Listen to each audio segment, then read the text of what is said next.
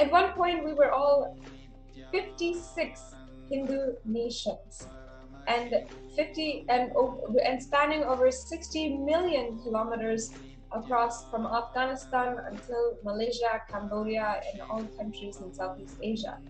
But today, we are 0 Hindu nations. That is the effect of the Hindu Holocaust. In 2007 CE, the last Hindu nation had decided to become secular. And today, 0 Hindu nations exist on planet Earth. Hinduism is the oldest living civilization in existence for over 10,000 years. And Hindus are the inheritors of the most ancient knowledge system of enlightenment. But the current emergency situation of Hindus is that it's on the verge of extinction.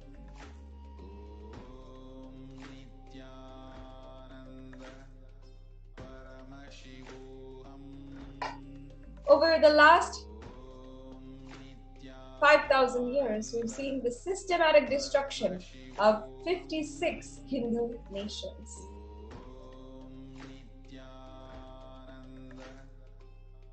In 3162 BCE, Gandhari was one of the major places in the Hindu civilization, and in 285 BCE, several Hindu nations existed here as late as the onset of the Mauryan Empire. The Hindu population in Afghanistan in 2020, however, was 0.03%. In Sri Lanka, which is mentioned in 5650 BCE as in the famous Purana, where in Rama, where Bhagwan Rama made the Ram Setu in order to rescue Sita. In 271 BCE, Lanka became a part of the British Empire, and in 1041 CE, Lanka became a part of the empire. Sri Lanka was a Hindu kingdom for thousands of years, but today the Hindu population is under siege in Sri Lanka. In 1915, we saw 25% of Sri Lanka as Hindu population. In 2012, 12.6%. In 2020, we don't know how many Hindus, and even until yesterday and today, Hindus are under severe attack in Sri Lanka. The Supreme Council of Hinduism had even extended the wishes to the Sri Lankan Hindus who are under attack.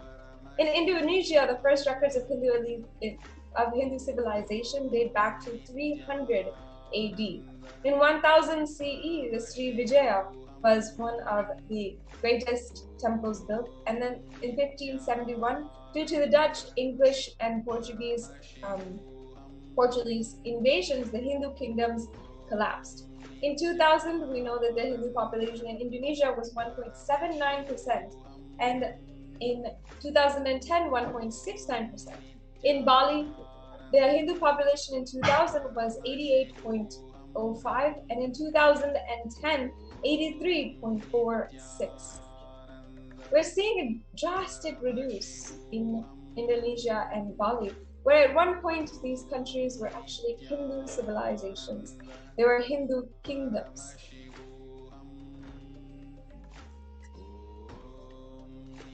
In Malaysia, the first records of Hindu civilization date back at least 1,700 years ago. And during the colonial rule, many Hindus had died and were enslaved. After independence, Malaysia had become an Islamic nation. Today, the Hindu population in Malaysia is 6.3%, which was once a Hindu kingdom.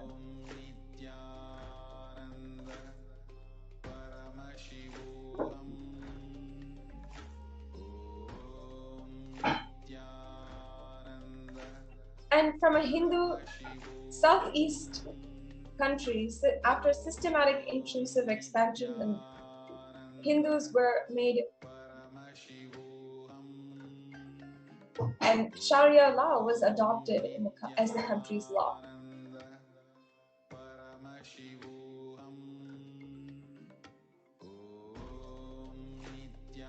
A Hindu temple is demolished in Malaysia once every 3 weeks. In the past 25 years, 130,000 Hindus have been converted. A Hindu man is not allowed to marry unless he embraces Islam, and Muslims, however, are allowed to marry Hindu girls. 33,000 Hindu girls have been converted to Islam, and in 2008, Christian missionaries convert 78% of the Hindu population in Malaysia to Christianity. The Hindu population in Malaysia today, in 2010, was 6.3%.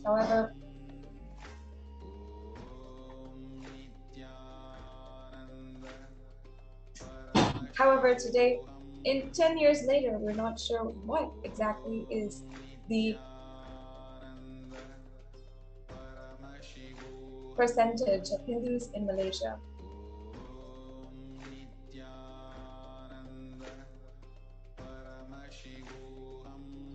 And we're seeing this across the way. For the last 100 centuries, we're seeing so many people, so many Hindus, the Hindu kingdoms being lost across the world. Now, let us understand a breakdown of how the Hindu nations were destroyed.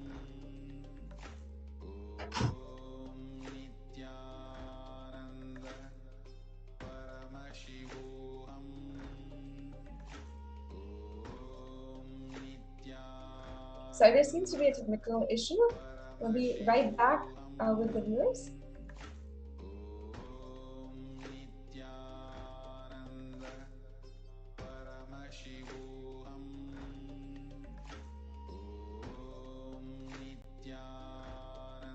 Just be alive for next 3 years. Don't die within next 3 years.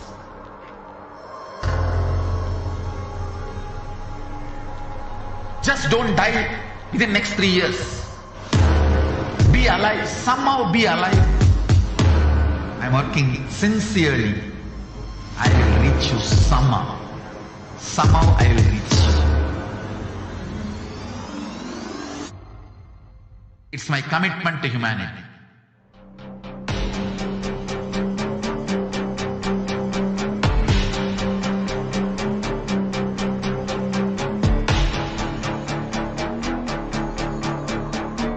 Just don't die within next 3 years. I will reach you wherever you are, whichever corner of the world you may be. I will reach you with enlightenment. You manifesting the space, state, powers, being Paramashivoham. It is possible, and it is possible for you.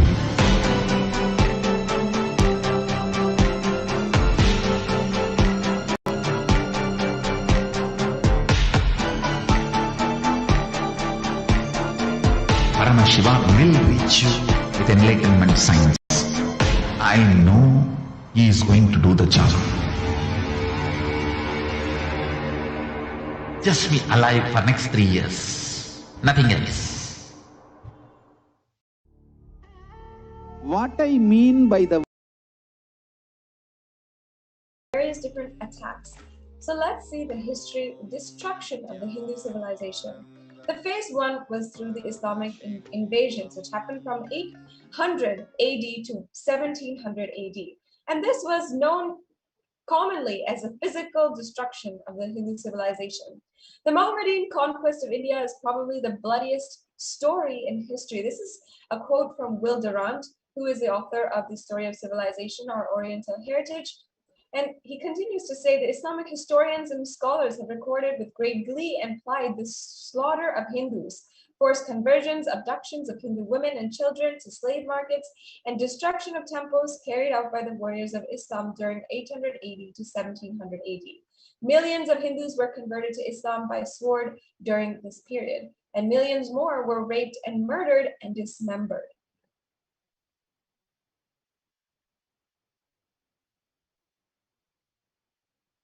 And you can see the extremely graphic portrayals of the Islamic invasions of Hindus with people who are literally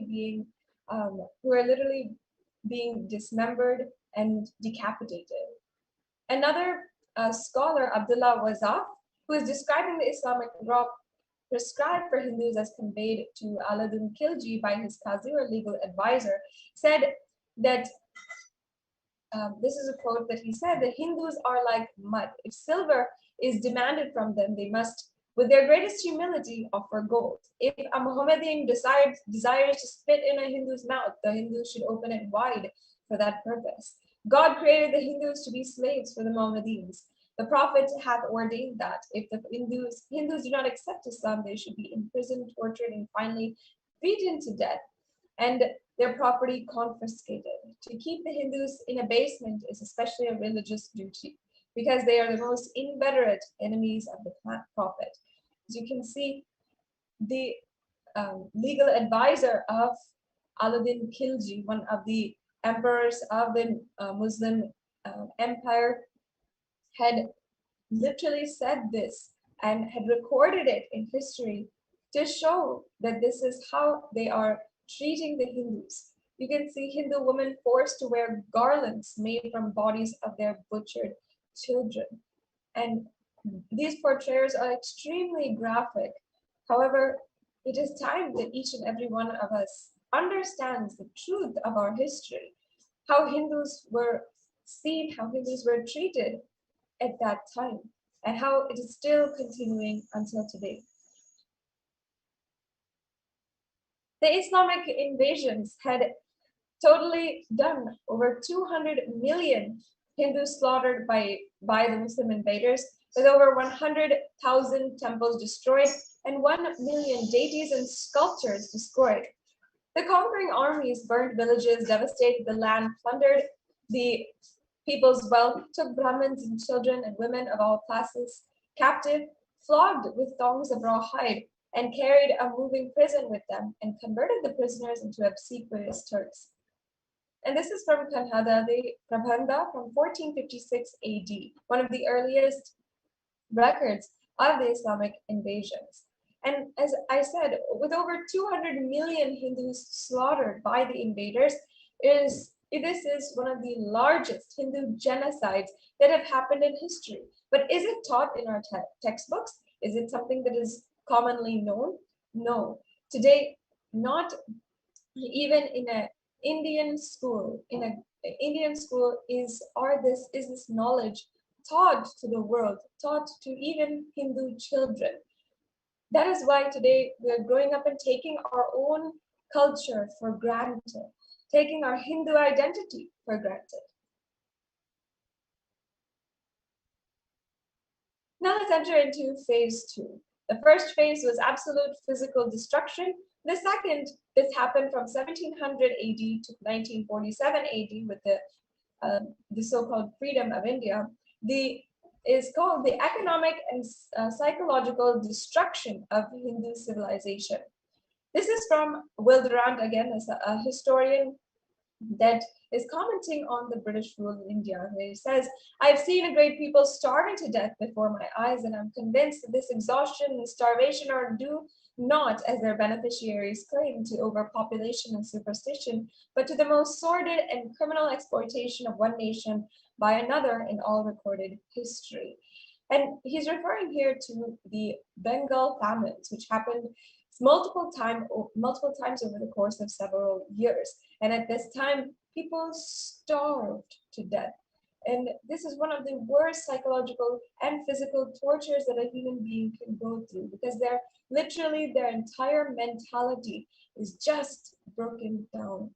And as Will Durant has explained, many of the beneficiaries of this famine, who literally had stolen and kept their food away from the civilizations that needed it, from the impoverished civilizations, they had created stories saying that the famines were due to overpopulation and superstition. However, the truth was that they were purposefully starved at this time, and food was just kept from them. Food was literally stolen from them. During the British occupation, they used all possible means to destroy the Hindu and cultural institutions in order to delegitimize and demoralize the indigenous people of India, so that they would become slaves in their own homeland. And some of the examples include discriminatory laws to instill feelings of racial inferiority, and that includes the Criminal Tribes Act of 1871, engineered famines to starve natives into submission, and that is also an example is also the Bengal famine. They annexed Hindu kingdoms to undermine native rule. They mistranslated Hindu scriptures to instill anti-Hindu narratives. They destroyed indigenous Gurukul education system, their heritage school system, and they destroyed local industries and forced importation of British goods, and they banned Indians from owning or producing firearms. And you can see some of the visuals as well of how the entire British occupation had literally enslaved, had completely subjugated entire civilization.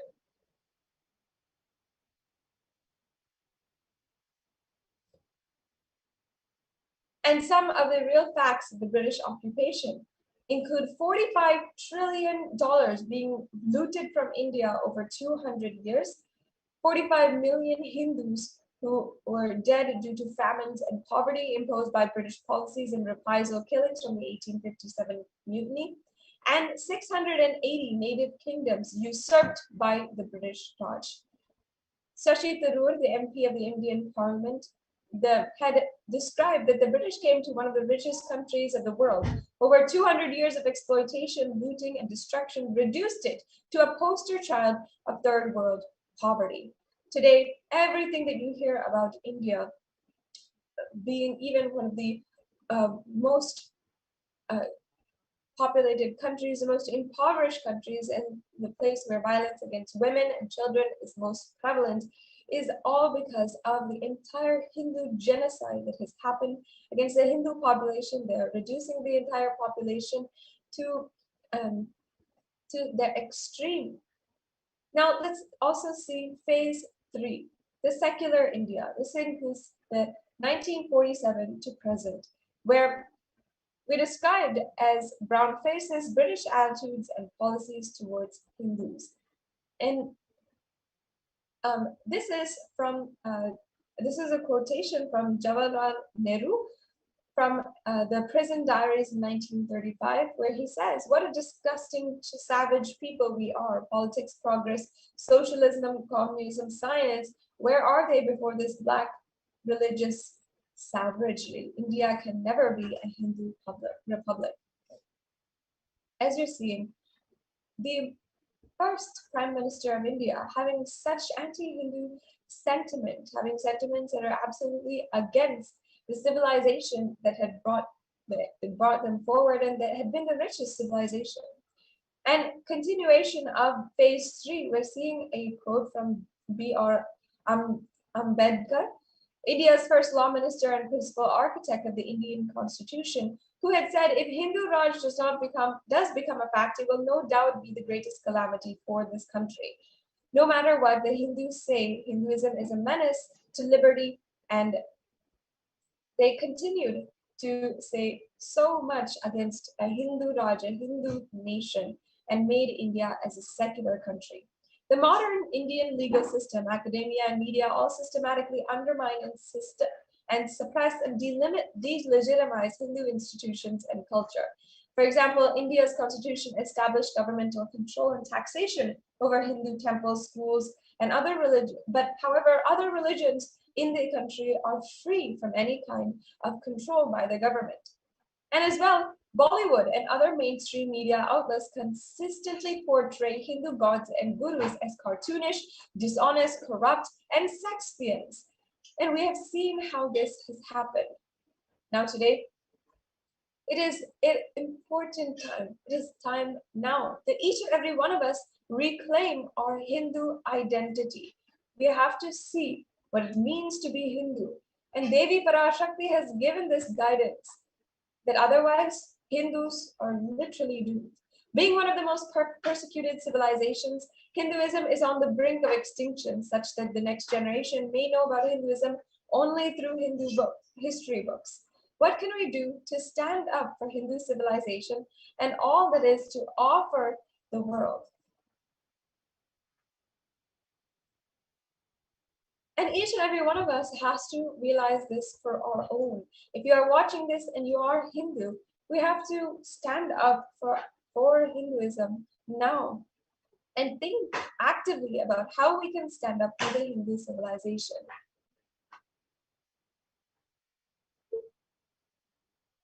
Even until yesterday, Hindus are literally being attacked, dying, and being violated in Sri Lanka. And there's so much of different attacks that are happening, whether it is what's happening in Bangladesh, what's happening in Afghanistan. There's so many different places where now Hindus are under attack. However, many Hindus are being absolutely blind to what is the reality of Hinduism today.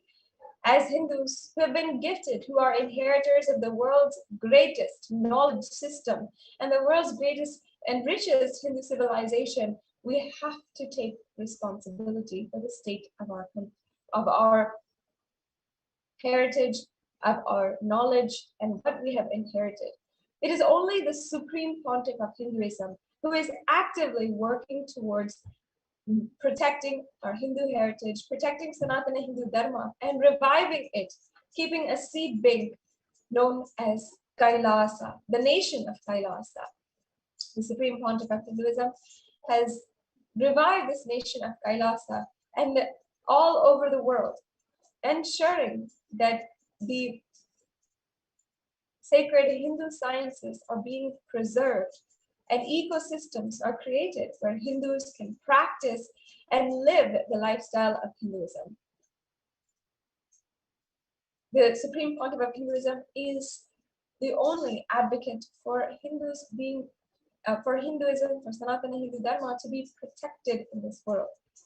And in order to ensure that whatever the greatest things that Hinduism has to contribute to the world, whether it be the greatest science of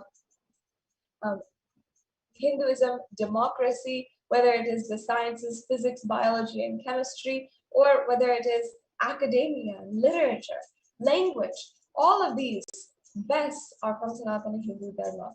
And Hinduism has so much to contribute to the world.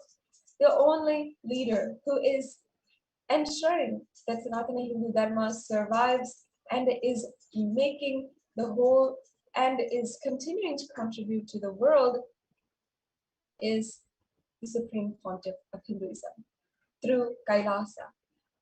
Now, having understood this knowledge, knowing the current status of the world, I encourage and insist that each and every one of you who is Hindu, who even is maybe a sympathizing or a curious Hindu, to stand up now for Hinduism, reclaim our Hindu identity, and join as a part of Kailasa.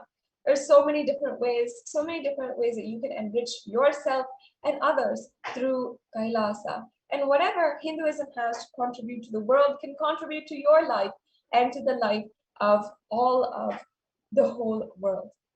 And I invite each and every one of you to ensure that you are subscribing on our Kailasa's HDH Nithyananda YouTube channel and joining us. And you can get your e-passport today for Kailasa at the links which are provided in the scroll below. And today, Hinduism is a political warfare. The preservation and restoration of Hinduism's spiritual and cultural heritage is impossible without a national identity, without us having a nation. We need political legitimacy in order to be recognized, in order to protect Hinduism. We need at least one place on planet Earth where we can practice Hinduism without unnecessary attacks, arbitrary arrest, and being infiltrated by rapists and criminals. The Kailasa is that very place on planet Earth. Each and every one of us has to reclaim our Hindu identity. Just yesterday night, we had an extremely profound satsang by the Supreme Pontiff of Hinduism, literally redefining for us the basics of Hinduism, the Charya Pada, Kriya Pada, Yoga Pada, and Jnana Pada. And how each and every one of us can benefit the most just by living this beautiful lifestyle. Not only that, Hinduism is responsible for our future. Supreme Pontiff of Hinduism also said in yesterday's satsang that the most crucial crisis that humanity has to attend to immediately is climate change. Planet Earth will not survive without us attending to it right now. And Hinduism has solutions for that. Hindus are responsible for ensuring that Hindu solutions are applied for climate change right now. Hindus are the richest and most successful ethnic community in the world. Hindu scriptures, Hindu lifestyle, and our enlightened masters are responsible for this. Hindu thought currents are responsible for this. And even as of 2019 in the Hindustan Times, a religious group in the United States, Hindus are the most educated. And this is a study by Pew used by a 4-year institute. Not just anti-Hindu elements being active, but it is responsible Hindus being inactive that is responsible for this whole destruction of Hinduism. We have to take responsibility for all Hinduism and let Hindus all over the world reclaim our Hindu identity. The Supreme Pontiff of Hinduism has in so many ways expanded the services of Kailasa over the last 2 years, has in so many different ways made sure that Hinduism is proliferating, is expanding, is enriching the whole world. And while in countries across the world and nations across the world, Hindus are being displaced, murdered, raped, and the Hindu population is dying, the Supreme Pontiff of Hinduism is the foremost leader working towards expanding Hinduism and protecting Hinduism now. According to the WHO, globally, more than 264 million people of all ages suffer from depression. According to the World Drug Report in 2019, 35 million people worldwide suffer from drug use disorders. And according to the WHO, close to 800,000 people die due to suicide every year, which is not joking, one person every 40 seconds. Worldwide, more than 70 billion people have land disputes, and so many more are displaced. This is an invitation to all Hindus, born Hindus, practicing Hindus, sympathetic Hindus, curious Hindus, and even people who are wanting to explore and enjoy Hinduism. Please become a part of the revival. The revival that Kailasa is doing, led by the Supreme Pontiff of Hinduism. There are absolutely so many different ways that you can become a part just by today getting your e-passport. So now let us understand why Kailasa is needed, the only Hindu nation. Why is it needed for humanity from the Supreme Pontiff of Hinduism himself? Why Sri Kailasa, the only Hindu nation, is needed for humanity? The Supreme Pontiff of Hinduism, as leader, addresses this very subject and gives us an answer directly.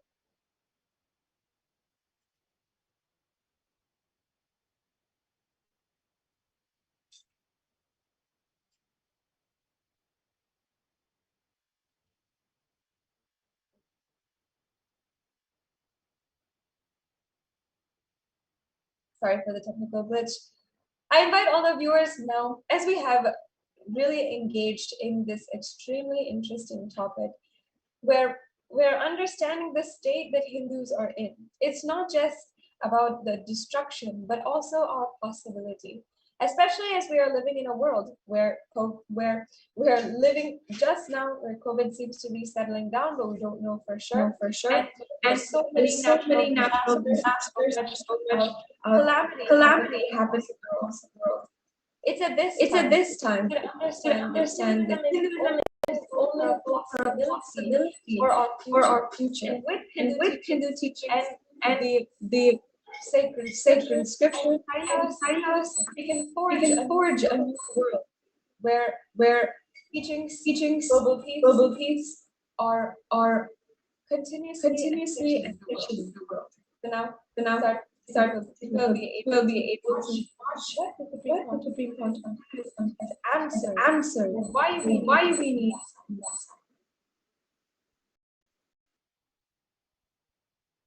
contribution.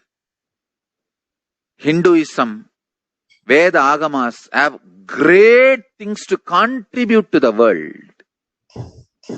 Like the great power manifestation science, the ancient culture and arts, the ancient lifestyle truths, the ancient medical practices and medicinal knowledge, the ancient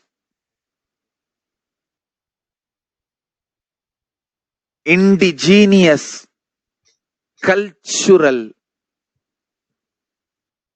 heritage and jewelry, perfume, dance, music. In every level, Hinduism has so much to contribute. Veda Agamic traditions have so much to contribute. To share all this with the world, to contribute to the world.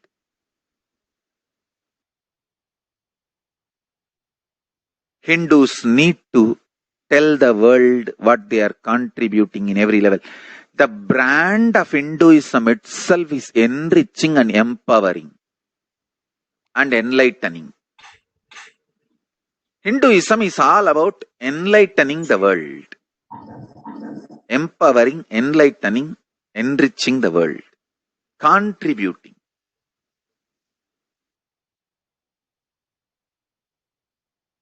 That is our spiritual life.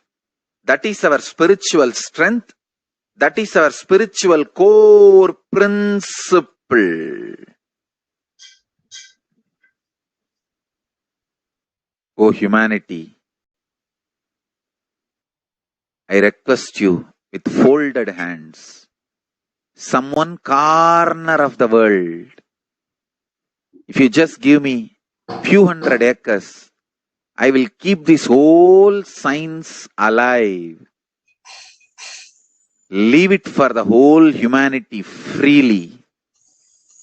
Fortunately, Paramashiva has given me the power to decode all this Hindu medicinal system, Hindu judiciary system, Hindu social law and order system, Hindu power manifestation system, Hindu mental sciences system, Hindu yogic sciences, the sciences of Hindu biology, Hindu physics, Hindu psychology, Hindu physiology, Hindu chemistry, all this Paramashiva has given me the power to decode. Whatever the remaining scriptures are available with the humanity, Paramashiva has blessed me, and I have collected, not only I have collected and organized, I can decode. This whole science can be kept alive in any one corner of the world. Just few hundred acres are given for me to live peacefully and exist peacefully. I can store this whole thing alive and contribute it to humanity. Humanity can become better and better and better. I can make the planet Earth so much better place to live. I am here to contribute, and I will continue to contribute.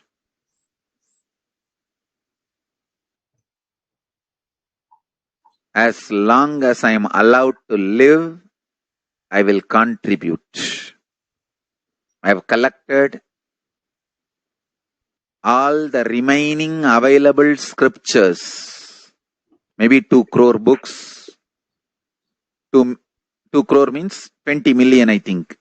books on Hindu physics, Hindu chemistry, Hindu biology, Hindu physiology, Hindu psychology, Hindu law and order, Hindu social system, the power manifestation sciences of Hinduism, yogic sciences of Hinduism.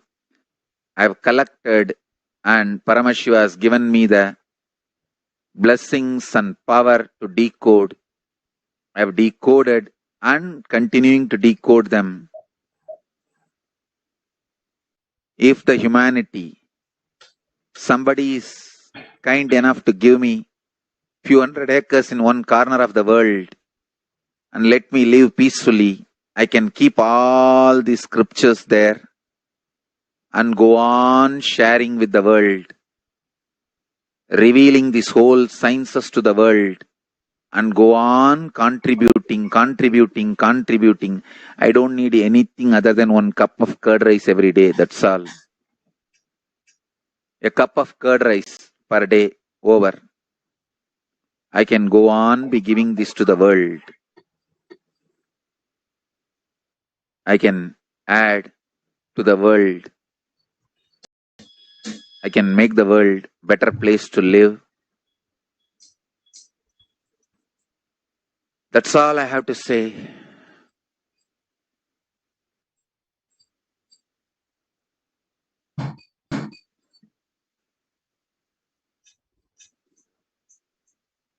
Thousands of medicines are described detail in ancient Siddha and Ayurvedic scriptures.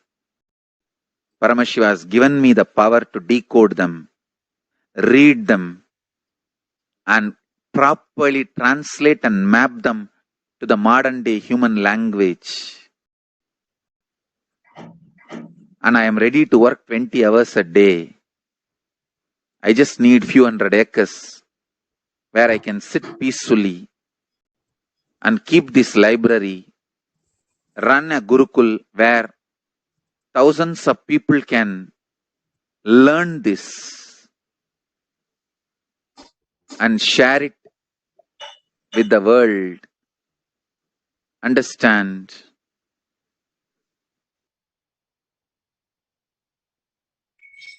I am only interested in contributing.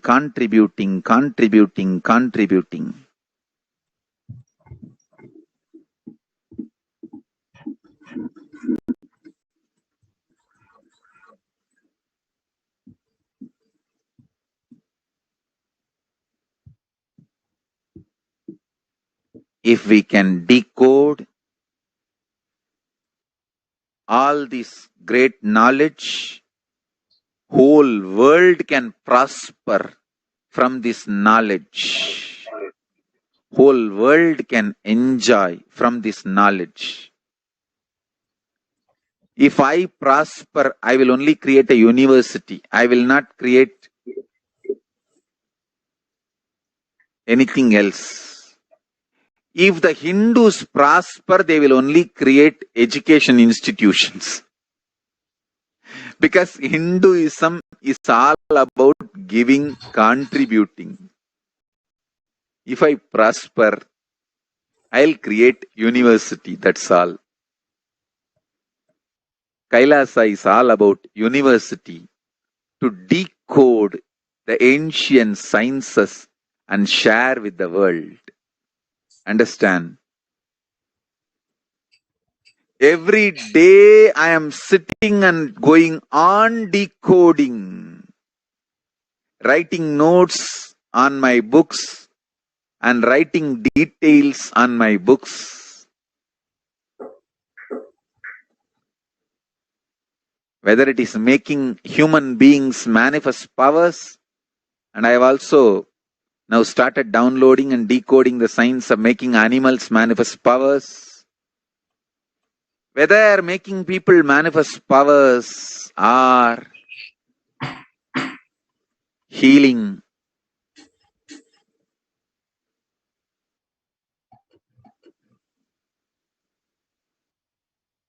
in every level, Life is all about contribution, contribution, contribution. Yes.